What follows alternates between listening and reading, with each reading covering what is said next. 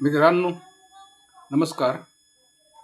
मी पत्रकार तांबोळेजी टॅम, संपादक अकलूज मंथन बोलतोय. आता सध्या पंचायत समितीच्या, जिल्हा परिषदेच्या निवडणुका होत आहेत. पंचायत समितीचे वेगवेगळे गण असतात. त्या गणातून असे थोडक्यात असे गट बनवले असतात.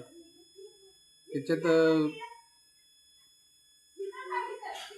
त्या पद्धतीने निवडणुका घेतल्या जातात. या निवडणुका म्हणजे जास्तीत जास्त स्थानिक लोकांच्या एकमेकांच्या कामाविषयी जास्त माहिती असते. या ठिकाणी मोठं केंद्र किंवा राज्य पातळीवरचे मोठमोठे पक्ष असतात. त्यांच्यात तर होतेच, त्यांच्यात ही निवडणुका होत असतात.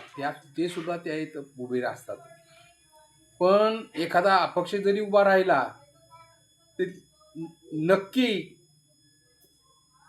कोणाचं किती काम आहे आणि कोण कशा पद्धतीने काम करतो हे जास्त बघितलं जातं, असं मला म्हणायचं आहे आणि सुचवायचं आहे. ते तुम्हाला सुद्धा पटलेलं असावं असं मला वाटतंय.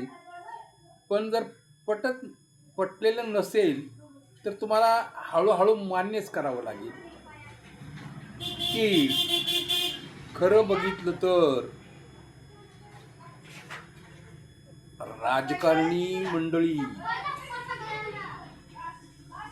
पब्लिकमध्ये लोकात भांडणं पेटवायचं धंदा करताय असं लोक म्हणतायत. हो, जे जातीवाद वगैरे वगैरे वगैरे असं आपण म्हणत असतोय, पण जातीशिवाय तर तिथं पान हालत नाही आहे राजकारणात. कारण प्रत्येक जातीला आणखी उभा राहायला चान्स मिळत असतोय. तर मग निवडून यायचा सुद्धा चान्स आहे, मतदान करायचं तर चान्स म्हणजे अधिकार आहेच ना. मग आता एक सांगा मला, तिथं मग महापौर निवडताना किंवा पंचायत समितीचा अध्यक्ष निवडत असताना तिथं पण काय राखीव जागा असतातच ना. म्हणजे काय न टाळता येण्यासाठी त्या गोष्टी आहेत. तिथं त्या पक्षाची, त्या उमेदवाराची, म्हणजे अध्यक्षपदाच्या उमेदवाराची जर काय तिथं सरकारी नियमाप्रमाणे जर काय असेल तर त्या समाजाचा किंवा त्या जातीचा तिथं उमेदवार लागतोच. मग कोणाचं नशीब कधी उमेदवारी सांगते. आणि चिठ्ठी टाकूनच तिथं अशी नाव उचलली जातात ना. आता त्याच्यात कोणाच्या पक्षाचा तो उमेदवार आहे का, बरं ते महिलांना आरक्षित आहे का, जनरल सर्वजण उभे राहू शकतात, स्त्री पुरुष, हे सुद्धा बघावं लागतं. थोडक्यात काय की नियमाच्या अधीन राहून निवडणुका लढविता येत असतात. आता मला सांगा, जर ते उमेदवार त्या भागात त्याचं काय कार्य आहे, काय कार्य केले, हा काय करू शकतो किंवा याची पोच कुठपर्यंत आहे हे बघितलं जाईल का नाही? निश्चितच. आता तुम्ही फक्त वरच्या मोठ्या केंद्रीय स्थानी असलेल्या पक्षांची नावं घेत बसला, राज्य पातळीवर असलेल्या मोठ्या पक्षांची नावं घेत बसला, पण प्रत्यक्ष कृती काय आहे, काम काय आहे हे बघितलं जाईल का नाही? हे बघावं लागेल. मग हे बघूनच ते ठरवणार ना की खरा कार्यकर्ता कोण आहे, खरा काम करणारा कोण आहे, कुणाकडून काम होऊ शकतंय. काम होण्याशी मतलब आहे ना. पुढचा काळ जो जाणार आहे त्या काळात कामं होण्याशी मतलब असते. शेतकऱ्यांची म्हणा, व्यावसायिकांची म्हणा, स्थानिक रहिवाशांची म्हणा, त्या भागात असलेले वेगवेगळे समाज म्हणा, सगळ्यांची कामं व्हावी लागतात. थोडक्यात काय, नागरिकांची कामं, नागरिकांच्या अडीअडचणी पूर्ण करणारे आणि पूर्ण करू शकणारे असावे लागतात. सध्या जे धुमाकूळ चालू आहे याच्यात सांगणे न लगे की खरा जातीवादी पक्ष कोण आहे आणि कोण जात धर्माच्या गोष्टी वापरतोय राजकारणात, असं एकाला म्हणून काय सांगता येणार नाही. सगळे एकाच माळ्याचे म्हणून म्हणतायत लोक. पण त्यातून सुद्धा काम करणारे कुठले उमेदवार आहेत, कोण आहेत, हे बघितलं जाईल का नाही? बघितलं जाणार. मग त्यावेळेस मग मात्र ते खरं आपण राजकारणात कुठे उभे आहोत हे कळायला लागेल. मला हरवण्यासाठी 5-5 जणांचे 5-5 पक्ष वेगवेगळे एकत्र आलेले आहेत. मला हरवण्यासाठी हे करणार आहेत, ते करणार आहेत. अरे काय राव, ते म्हणजे का अगदीच बालिशपणा झाला. आता झाले काय, यवतमाळ म्हणा किंवा बीड म्हणा, या लोकांनी इतकं काय व्यापलेलं आहे आपलं राज्य, महाराष्ट्र राज्य. जिथं जाईल तिथं त्यांचं नाव निघतं. म्हणजे ते किती म्हणजे हुशार असतील पहा. पण ते अति हुशार बनण्याच्या नादात काय होतंय बघताय तुम्ही, आकलून बसता.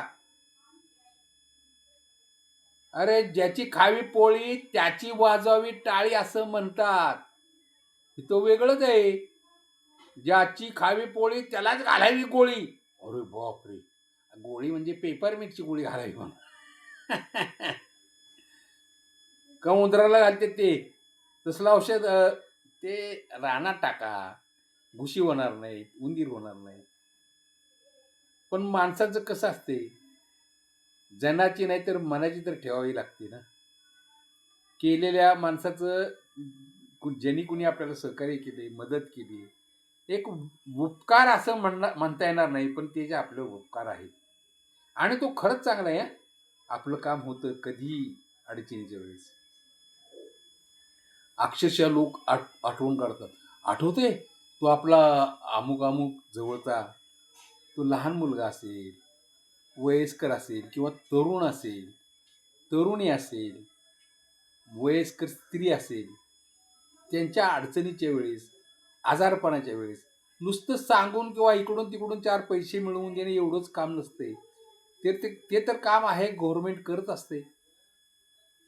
पण कार्यकर्त्यांचं काम असं असतं की त्याला ते वेळेत मिळत आहेत का, त्याचं वेळेत ते काम होतंय का, तिथले डॉक्टर मंडळी म्हणा, कोणते अधिकारी मंडळी म्हणा, ते ताकास्तूर लागू देत आहेत का.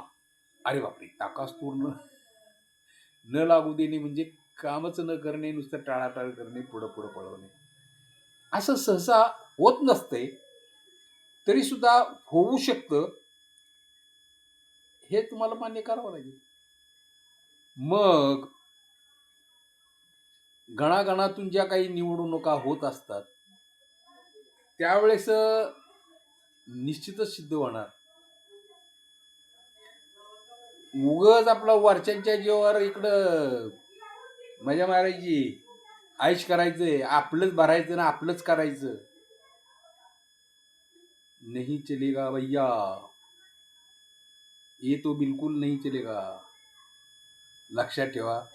मग लोक अशिक्षित असतात, कमी शिकलेले असतात, वेगवेगळे धंदे कामं करीत असतात. पण निवडणुकीत मतदानाचा अधिकार सगळ्यांना असतो का नाही. प्रगल्भ होत चाललेली आहे आपली लोकशाही, हे लक्षात ठेवा. श्रद्धा म्हणजे काय, अंधश्रद्धा म्हणजे काय, कशा पद्धतीची असते, याच्यातला फरक कळायला अजून थोडासा वेळ लागणार आहे मित्रांनो. भल्या भल्यांना जे शिकले वगैरे म्हणतात ना, त्यांना सुद्धा लक्षात येत नाही की अंधश्रद्धा आणि श्रद्धा याच्यामध्ये काय फरक आहे. आणि राजकारणी म्हणतात तर आजकाल सरळ मार्गी सरळ विचार सरणीचे, स्वभावाने गरीब सर्वांना सामावून घेणारे फार दुर्मिळ, फार कठीण आहे. पण मित्रांनो, अकलूजच्या मोहिते पाटलांचं मी एवढ्याचसाठी त्यांची बाजू घेतो की मी असे पाहिलेत की ते असली गोष्ट कधीच त्यांनी केली नाही. लक्षात ठेवा, सगळे आपलेच. हा बाहेरचा, हा इथला, हा तिकडचा, हा त्यातला, असा कधीच विचार केला नाही. शिवाय मदत करायची, काम करायचं तर अगदी मनापासून असते. त्यासाठी काय ते प्रत्येक ठिकाणी ते त्यांचीच लोक यायला पाहिजे असं नाहीये. तुमच्या गल्लीतली लोक असतात, गल्लीत पण त्यांचे लोक असतात का नाही, त्यांच्या पक्षाची, त्यांच्या विचाराची. त्यांना बरोबर फोन जात असते, जा रे बाबा नो ते हे बघून घ्या, त्याचं काय कसं कुठं. हे अकलूज आहे, लक्षात ठेवा. याची नाळ एकमेकांची जोडलेली असते. त्यामुळं त्याचं उत्तर तेच आहे. इथं काय जी चाललेली असते गेमा दुसऱ्या ठिकाणी, त्या इथं अकलूजमध्ये जरा कठीण जायचं आहे. अकलूजमध्ये लोक चाहतात, जनता चाहते मोहिते पाटलांना. काय भानगड आहे ते? त्यांना काय दिले काय त्यांनी? काय गव्हाळ वगैरे देत आहेत का? काय काय प्रचंड काम वगैरे दिलेले आहे का वगैरे वगैरे? हे विचारच बंद करून टाका, तुम्ही डोक्यातनं काढून टाका. कोणी काम दिलेलं असलं किंवा कोणी जास्त जवळचं असलं किंवा कोणी स्थानिक आहे म्हणून त्याची बाजू घेतोय, अशातली भाग मुळीच नाही. पत्रकारिता करत असताना समोर काय चाललंय, काय वाढून ठेवले, हे सांगून टाकण्याचं कामच पत्रकारांचं असते. आता लय स्वतःला शाळा कामातो, फार आधीच विद्वान समजतो. अरे या कमिटीतच गेलं सगळं बोंबडलं. मग आता तो दुसऱ्याला सांगतोय, तो मंत्री जो फिरतोय ती, गिरे तुम्ही टांग उपरच म्हणणार. आता ती म्हण ती वेगळी आहे. पूर्वीच्या काळी जी काही निवडणुका चालायच्या स्थानिक, आता मी नाव सांगत नाही, पण एका पाटलाला त्या मोगलांच्या वरच्या हुद्द्याच्या त्या एका माणसानं घोड्यावर उभा राहून वरूनच जाता जाता बघितले होते, बिचारे जखमी होऊन पडलेले होते, अक्षरशः ते मरणावस्थेत होते. तर त्यांना त्यांनी प्रश्न विचारला होता, क्यों पटेल, और भी लढोगे क्या? तर तो त्याचा जीव चाललेला होता, जीव जाणारच होता. त्यांनी सांगितलं, जिएंगी तो और भी लढेंगे, बस लड़ना हमारी फितरत रहेगी, अन्याय के खिलाफ लड़ना हमारा काम रहेगा, और अपनी जनता का आवाज सुनना, जनता की बाजू लेना, ये हमारा काम रहेगा. मग विचार करा तुम्ही, काय विचारसरणीचे लोक होते, काय विचारसरणीचे आत्ताचे लोक आहेत, आत्ताचे राजकारणी आहेत. कुठं थोडासा चान्स दिला खुर्चीवर बसायचा, मी म्हणजे सगळ्यांचा टिंबच, मी म्हणेल तेच, मी म्हणेल तसंच, आम्ही म्हणू तेच, आम्ही म्हणेल तसंच. अरे बंद करा, बंद करा, हे चांगलं नाही, असं म्हातारी कोतारी म्हणतात. हा त्याचा, हा त्याचा, याचा अमुक हे. अरे या गोष्टीने काही होणार नाही, तुम्ही मातीत मिळवणार सगळं. हजारो वर्षाची परंपरा या देशाची धुळीला मिळवणार अक्षरशः, असं बोलतात. बापरे, जाणीव आहे, जाणीव आहे त्याची लोकांना, जाणीव राहील. मिळून मिसळून एकत्र येऊन जर तुम्ही काम केलं, अरे देशात जन्म झालेला एकाच प्रकारचे सगळे गवत आहेत का? बा किती प्रकारचे गवत आहेत, किती प्रकारची झाडं आहेत, किती प्रकारची पिकं आहेत. म्हणजे वनस्पतीत सुद्धा किती प्रचंड विविधता आहे. कोणी ठरवून सुद्धा एक करू शकणार नाही की मी फक्त एकच वनस्पती उगवू देणार इथे, बाकीची वनस्पती उगवू देणार. अरे वनस्पती उगवणं म्हणजे काय हो करणं, त्याचं ते सगळं काम ऊपर वाले के हात में आहे. एखादा म्हणणार आम्ही मानतच नाही. अरे मानत नसेल तर तुम्हाला ते मान्य करावंच लागेल. और बघतो, ए आम्ही देव बिव काही मानत नाही, हम अल्लाह बिल्ला कुछ मानते नहीं, हम गॉड बीड कुछ मानते नहीं. अरे मानते नहीं, फिर किसको मानते? तुम्हारे माँ बाप को तो मानते कि नहीं?